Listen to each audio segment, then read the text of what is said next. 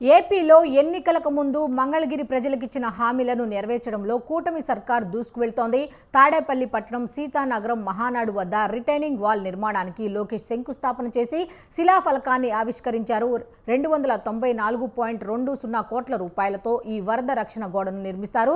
Retaining wall నిర్మాణం పూర్తి అయితే వరద ప్రభావిత ప్రాంతాలకు విముక్తి లభించనుంది. సుందరయ్య నగర్, మహానాడు కాలనీలైన లోతట్టు ప్రాంతాల్లో నివసించే దాదాపు 50,000 మంది ప్రజలకు వరద భయం నుంచి శాశ్వతంగా విముక్తి లభిస్తోంది. ఇక మరోవైపు రాజధాని పరిధిలోని కీలక ప్రాంతాలకు జాతీయ రహదారి 65కు రక్షణగా ఈ రిటైనింగ్ వాల్ నిలవనుంది.